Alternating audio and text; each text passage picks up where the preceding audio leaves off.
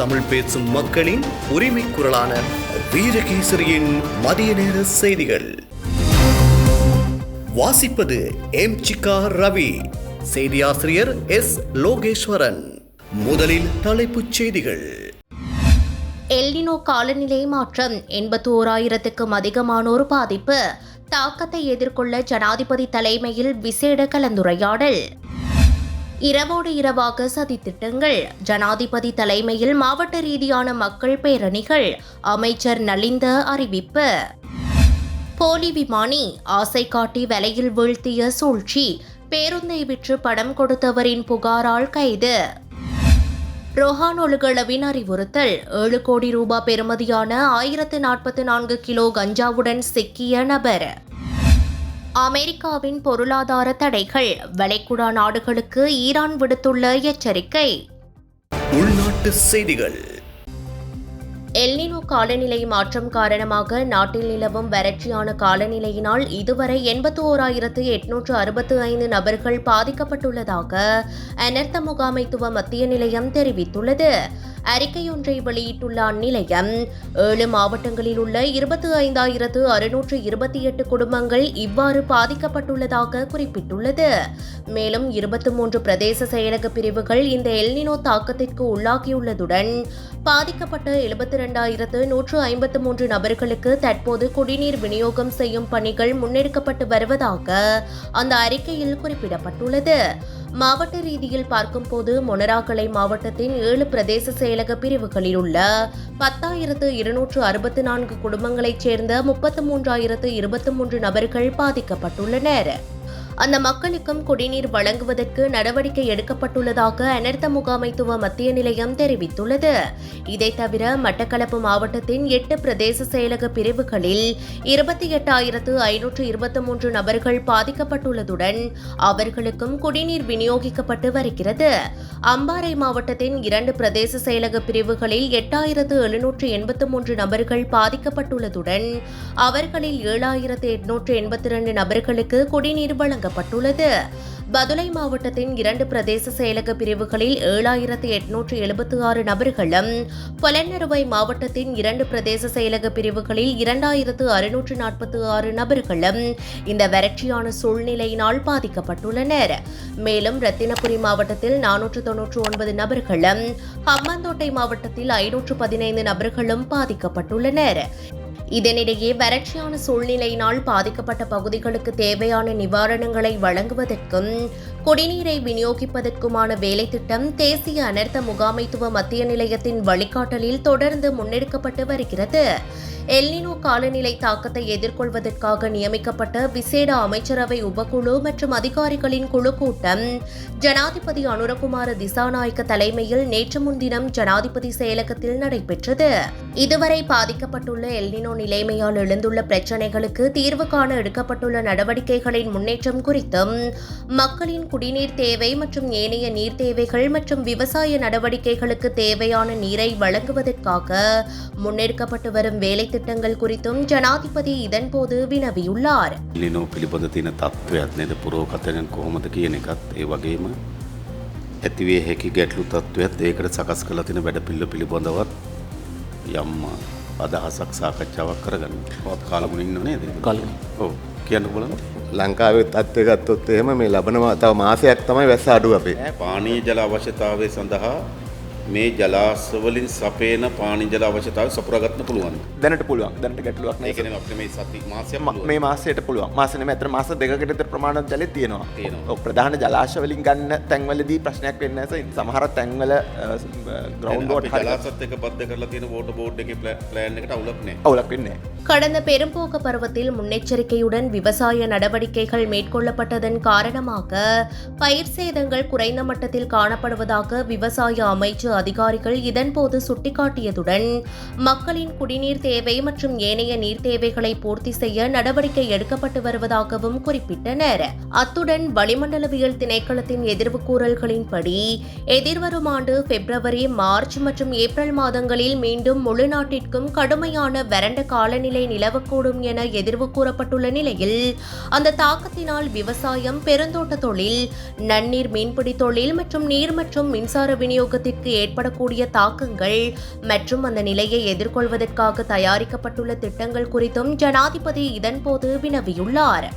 பாதிக்கப்படக்கூடிய காலப்பகுதியில் மக்களுக்கு அத்தியாவசிய பொருட்கள் மற்றும் சேவைகளை தடையின்றி பேணுவதுடன் அனர்த்தத்தால் பாதிக்கப்படும் மக்களின் பொருளாதாரம் இயல்பு நிலைக்கு திரும்பும் வரை அவர்களை பாதுகாப்பதற்கான வேலைத்திட்டங்களை நடைமுறைப்படுத்த வேண்டிய அவசியத்தை இதன்போது சுட்டிக்காட்டிய ஜனாதிபதி அனர்த்த முகாமைத்துவ பிரிவுடன் இணைந்து அந்த நடவடிக்கைகளை திட்டமிடுமாறும் அதிகாரிகளுக்கு பணிப்புரை விடுத்துள்ளார்.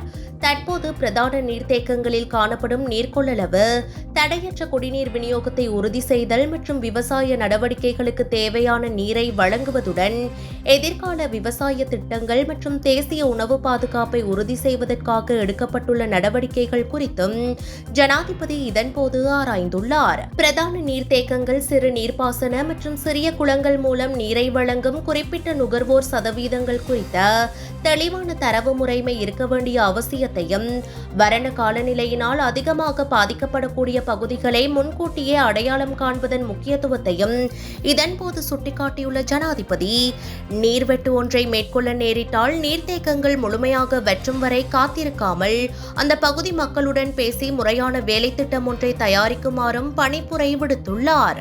அதேபோல் குளங்கள், ஆறுகள் மற்றும் ஓடைகள் முழுமையாக வற்றும் பகுதிகளை அடையாளம் காண வேண்டும் எனவும், அத்தகைய இடங்களில் வாழும் மக்களுக்கு குடிப்பதற்கு மாத்திரமின்றி ஏனைய நாளாந்த தேவைகளுக்கும் நீரை வழங்க வேண்டியிருக்கும் என்பதால் அது தொடர்பான அபாயத்தை வரைபடமாக்கி தயாராக இருப்பதன் முக்கியத்துவத்தையும் அவர் சுட்டிக்காட்டியுள்ளார். பயன்படுத்த முடியாத மட்டத்தில் உள்ள நீர்மூலங்களை சுத்திகரித்துக் கொள்ள பிராந்திய செயலாளர்களுக்கு அனுமதி வழங்குவது உள்ளிட்ட பல விடயங்கள் தொடர்பில் இதன்போது கலந்துரையாடப்பட்டுள்ளமையும் குறிப்பிடத்தக்கது.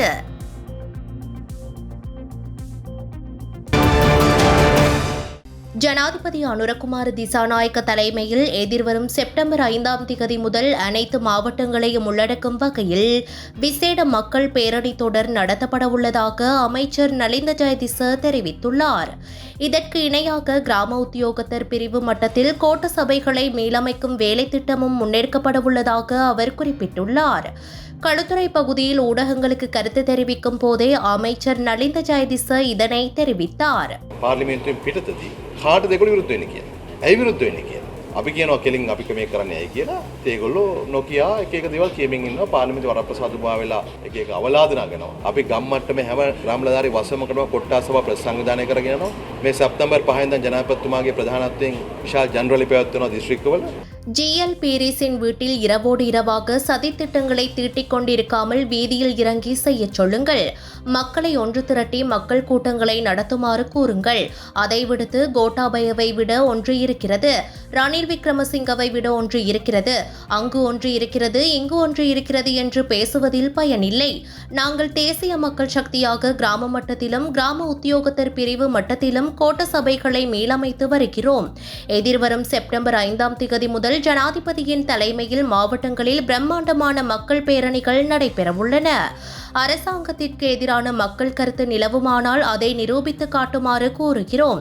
அவ்வளவுதான் செய்ய வேண்டும். நாங்கள் எதிர்க்கட்சியில் இருந்த காலத்தில் செயல்படுத்திய வேலை திட்டங்களை சற்றேனும் பார்க்குமாறு சொல்லுங்கள் என அவர் தெரிவித்தார். අපි කියන්නේ එහෙම ආණ්ඩුවේ ජනමතයක් තියෙනවා නම් ඒක ඔප්පු කරලා පෙන්නන්න. ඔය GLPSගේ ගෙදර රැට කුමන්ත්‍රණ කර කර ඉන්නද? පාට බෑලා කරන්න කියන්න පුළුවන් නම් ජනහමුතු යන්න කියන්න ජනතාව ඒක රාශී කරගෙන අපි විපක්ෂින කාලේ වැඩ කරපු විදියක් පොඩ්ඩක් බලන්න. விமானி போல நடித்து வெளிநாட்டு வேலை வாங்கி தருவதாக கூறி பல கோடி ரூபாய் நிதி மோசடி செய்த பெண்ணொருவர் கொழும்பு மோசடி விசாரணை பணியகத்தால் கைது செய்யப்பட்டு புதுக்கடை நீதவான் நீதிமன்றத்தில் முன்னிலைப்படுத்தப்பட்ட பின்னர் விளக்கமறியலில் வைக்கப்பட்டுள்ளார். கைது செய்யப்பட்டவர் அனுராதபுரம் நொச்சியாகம பகுதியைச் சேர்ந்த 44 வயதுடைய பெண் ஆவார்.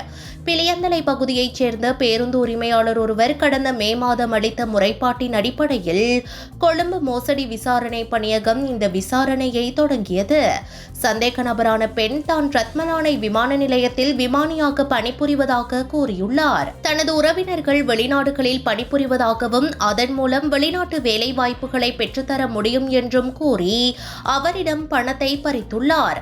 பேருந்து உரிமையாளர் தனது பேருந்து ஒன்றை விற்று 60 லட்சம் ரூபாய் அந்த பெண்ணிடம் வழங்கியுள்ளார். அந்த பணத்தை பெறுவதற்காக சந்தேக நபர் போலியான விமானப்படை சீருடையில் வந்திருந்தமை விசாரணையில் தெரிய வந்துள்ளது. பணத்தை பெற்றுக்கொண்ட பிறகு தான் வெளிநாடு சென்று விட்டதாக கூறி பேருந்து உரிமையாளரை தவிர்த்து வந்ததால் அவர் போலீசாரிடம் முறைப்பாடு செய்துள்ளார். இதனையடுத்து குருநாகல் பகுதியில் வைத்து சந்தேக நபரான பெண்ணும் அவரது கணவர் என கூறப்படும் நபரும் அண்மையில் கைது செய்யப்பட்டனர். வெளிநாட்டு வேலை வாங்கி தருவதாக கூறி குறித்த பேருந்து உரிமையாளரிடம் பல சந்தர்ப்பங்களில் 1,35,00,000 அதிகமான தொகையை அந்த பெண் மோசடி செய்துள்ளார். மேலும் இதற்கு முன்பும் வெளிநாட்டு வேலை வாங்கி தருவதாக கூறி மாத்தறை பகுதியைச் சேர்ந்த பெண்ணொருவரிடம் இருந்து 22 லட்சம் ரூபாய் பணத்தை பெற்றுள்ளார். இந்த நிதி மோசடி தொடர்பாக கொள்ளிப்பிட்டி உட்பட 15 போலீஸ் நிலையங்களில் முறைப்பாடுகள் பதிவாகியுள்ளதாக முதற்கட்ட விசாரணைகளில் தெரியவந்துள்ளமையும் குறிப்பிடத்தக்கது. மொனராகலை அம்பேகமுவ கொமகன வீதியின் முனையில் உள்ள மவுஆரேல கரையில் மேற்கொள்ளப்பட்ட விசேட சோதனையின் போது கடத்துவதற்கு தயார் நிலையில் வைக்கப்பட்டிருந்த கஞ்சா தொகையுடன் சந்தேக நபர் ஒருவர் கைது செய்யப்பட்டுள்ளார். அங்கிருந்து 1044 கிலோகிராம் 180 கிராம் கஞ்சா கைப்பற்றப்பட்டதாக போலீசார் தெரிவித்துள்ளனர். கைப்பற்றப்பட்ட கஞ்சா தொகையின் பெறுமதி சுமார் 7,37,80,000 ரூபாய் என தெரிவிக்கப்படுகிறது.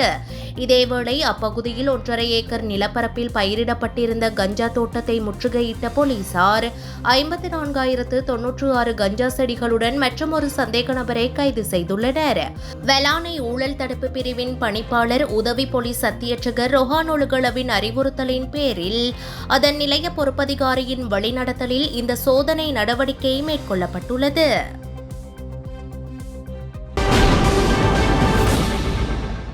மேல் மற்றும் சப்ரகமுவ மாகாணங்களிலும் கண்டி, நுவரெலியா, காலி மற்றும் மாத்தறை மாவட்டங்களிலும் பல தடவைகள் மழை பெய்யக்கூடும் என வளிமண்டலவியல் திணைக்களம் தெரிவித்துள்ளது. வடமேல் மாகாணத்தில் சிறிய அளவில் மழை பெய்யக்கூடும் என அத்திணைக்களம் விடுத்துள்ள அறிக்கையில் குறிப்பிடப்பட்டுள்ளது. அம்பாறை, மொனராகலை மற்றும் மட்டக்களப்பு மாவட்டங்களின் சில இடங்களில் பிற்பகல் வேளைகளில் மழையோ அல்லது இடியுடன் கூடிய மழையோ பெய்யக்கூடும். நாட்டின் ஏனைய பகுதிகளில் முக்கியமாக வறட்சியான வானிலை நிலவும் என வளிமண்டலவியல் திணைக்களம் விடுத்துள்ள அறிக்கையில் மேலும் தெரிவிக்கப்பட்டுள்ளது. இதேவேளை நாட்டை சூழ உள்ள கடற்பரப்புகளில் காற்றானது தென்மேற்கு திசையில் இருந்து வீசக்கூடும். காற்றின் வேகமானது மணித்தியாலத்துக்கு 30 முதல் 40 கிலோமீட்டர் வரை காணப்படும் என எதிர்பார்க்கப்படுகின்றது. காங்கேசன்துறையில் இருந்து மன்னாரூடாக சிலாபம் வரையான கரையோரத்திற்கு அப்பாற்பட்ட கடற்பரப்புகளிலும், மாத்தறையில் இருந்து அம்மாந்தோட்டையூடாக பொத்துவில் வரையான கரையோரத்திற்கு அப்பாற்பட்ட கடற்பரப்புகளிலும் காற்றின் வேகமானது அவ்வப்போது மணித்தியாலத்துக்கு 50 முதல் 60 கிலோமீட்டர் வரை அதிகரிக்கக்கூடிய சாத்தியம் காணப்படுகின்றது. வெளிநாட்டு செய்திகள். செப்டம்பர் 8 முதல் அமெரிக்காவின் உலோகங்கள், இலத்திரனியல் உபகரணங்கள் மற்றும் பிற ஏனைய இறக்குமதி பொருட்களுக்கு கனடா வரி விதிக்கும் என கனேடிய பிரதமர் மார்க் கார்னி தெரிவித்துள்ளார். கனேடிய பொருட்களுக்கு அமெரிக்க ஜனாதிபதி டொனால்ட் ட்ரம்ப் விதித்த 50% வரிகளுக்கு பதிலடியாக இந்த அறிவிப்பு வெளியாகியுள்ளது. பல நாட்கள் நடைபெற்ற தீவிர பேச்சுவார்த்தைகளுக்கு பிறகு வெள்ளிக்கிழமையும் இரு நாடுகளுக்கும் இடையே வர்த்தக ஒப்பந்தம் எட்டப்படவில்லை. இதனால் இரு நாடுகளுக்கும் இடையிலான சிக்கலான உறவு மேலும் மோசமடைந்துள்ளதுடன் அமெரிக்க, மெக்சிகோ, கனடா ஒப்பந்தம் என அறியப்படும் தடையற்ற வர்த்தக ஒப்பந்தமும் கேள்விக்குறியாகியுள்ளதாக சர்வதேச வட்டாரங்கள் தெரிவிக்கின்றன. கனடா மீதான ட்ரம்பின் புதிய வரிகள் வைன், மரத்தினாலான உபகரணங்கள், பால் பொருட்கள், சீமெந்து, ஆடைகள் மற்றும் விளையாட்டு உபகரணங்கள் உள்ளிட்ட துறைகளை பாதிப்பதுடன் அமெரிக்காவிற்கான கனடாவின் சுமார் $28 பில்லியன் மதிப்பிலான ஏற்றுமதியையும் உள்ளடக்கியுள்ளதாக கூறப்படுகிறது. இந்நிலையில் முன்னதாக செய்தியாளர் சந்திப்பில் பேசிய பிரதமர் கார்னி, கனேடிய தொழிலாளர்கள், விவசாயிகள், குடும்பங்கள் மற்றும் வணிகங்களை பாதுகாக்கும் பொருட்டு அமெரிக்காவின் புதிய வரிகளுக்கு ஈடாக கனடாவும் அதே அளவு வரி விதிக்கும் என்று தெரிவித்துள்ளார். முன்னதாக கடந்த வெள்ளிக்கிழமை இரவு விதிக்கப்பட்ட காலக்கெடுவுக்கு முன்பாக ஒரு உடன்பாட்டை எட்ட தவறியதை தொடர்ந்து அமெரிக்காவுடனான வர்த்தக பேச்சுவார்த்தையை கனடா பிரதமர் மார்க் கார்னி நிறுத்தி வைத்தார். கனடாவில் இருந்து இறக்குமதி செய்யப்படும் சுமார் $28 பில்லியன் மதிப்பிலான பொருட்களுக்கு நேற்று நள்ளிரவு முதல் 50% வரி விதிக்க அமெரிக்கா முடிவு செய்தது.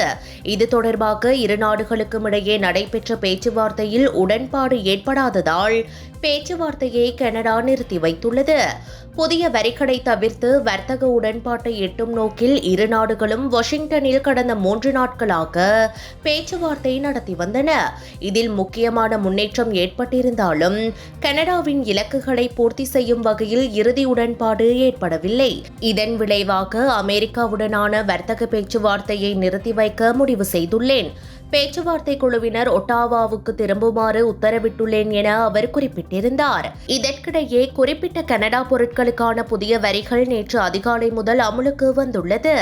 பேச்சுவார்த்தை முறிந்துள்ள நிலையில் இரு நாடுகளுக்கும் இடையே மீண்டும் வர்த்தக பதற்றம் அதிகரித்துள்ள நிலையில் செப்டம்பர் 8 முதல் அமெரிக்காவின் உலோகங்கள், இலத்திரனியல் உபகரணங்கள் மற்றும் பிற ஏனைய இறக்குமதி பொருட்களுக்கு கனடா வரி விதிக்கும் என கனேடிய பிரதமர் மார்க் கார்னி அறிவித்துள்ளமை குறிப்பிடத்தக்கது. வெளிநாட்டு செய்திகள். அமெரிக்காவுடன் இணைந்து ஈரானுக்கு எதிராக பொருளாதார தடைகளை விதிக்க வேண்டாம் என வளைகுடா நாடுகளுக்கு ஈரானின் பாதுகாப்பு தலைவர் ரெசா எச்சரிக்கை விடுத்துள்ளார். மீறி செயல்பட்டால் அவர்களின் நலன்களை இலக்கு வைத்து ஈரான் பதிலடி கொடுக்கும் என்றும் அவர் தெரிவித்துள்ளார். ஈரானை சுற்றியுள்ள நாடுகள் அமெரிக்காவின் இந்த பொருளாதார போரில் இணைந்தால் பாரசீக வளைகுடா மற்றும் ஹோர்முஸ் நீரிணையில் இருந்து ஒரு சொட்டு எண்ணெய் கூட வெளியேறாது. அத்துடன் பாரசீக வளைகுடாவின் பிற எண்ணெய் ஏற்றுமதி பாதைகளையும் நாங்கள் இலக்கு வைப்போம் என்று அவர் எச்சரித்துள்ளார். மேலும் ஈரானுக்கு எதிராக பொருளாதார போரை தொடங்குமாறு அமெரிக்காவை இஸ்ரேலிய பிரதமர் நெதன்யாகுவே தூண்டிவிட்டதாகவும் ரெசாய் குற்றம் சாட்டியுள்ளார். இத்திட்டம் குறித்து ட்ரம்ப் ஆரம்பத்தில் தயக்கம் காட்டிய போதிலும் 2 முதல் 3 மாதங்கள் வரை இதனை சோதித்து பார்த்து பின்னர் அடுத்த 6 மாதங்களுக்கு நீடிப்பதா என்பதை முடிவு செய்யலாம் என இஸ்ரேலிய பிரதமர் அவரை சம்மதிக்க வைத்ததாகவும் அவர் விமர்சித்துள்ளார். இதனிடையே ஈரானிய ஆயுதப்படைகளின் தலைமை தளபதி மேஜர் ஜெனரல் அலி அப்துல்லாஹி நேற்று நாடு பாதுகாப்பு தொழில் தினத்தை கொண்டாடிய வேளையில் ஏவுகணைகள் மற்றும் பாதுகாப்பு ஆயுதங்களை தயாரிக்கும் ஒரு நிலத்தடி தளத்தை பார்வையிட்டார் என ஈரானிய அரசு ஆதரவு பெற்ற செய்தி நிறுவனமான தஸ்னீம் செய்தி வெளியிட்டது. ஈரானின் பாதுகாப்பு தொழில் தினத்துடன் ஒத்துப்போகும் வகையில் ஆகஸ்ட் 22 அன்று மேஜர் ஜெனரல் அப்துல்லாஹி இந்த நிலத்தடி உற்பத்தி ஆலையை சுற்றி பார்த்தார். மேலும் உள்நாட்டில் தயாரிக்கப்படும் ஆயுதங்கள் மற்றும் பாதுகாப்பு உபகரணங்களின் உற்பத்தியில் ஏற்பட்டுள்ள சமீபத்திய முன்னேற்றங்களையும் அவர் ஆய்வு செய்துள்ளார். இந்த ஆய்வின் போது ஈரானின் தற்காலிக பாதுகாப்பு அமைச்சர் பிரிகேடியர் ஜெனரல் மஜித் இப்னு அல் ரெசா ஆயுதப்படைகளின் தலைமை தளபதியுடன் சென்றிருந்தார் என்பதும் குறிப்பிடத்தக்கது.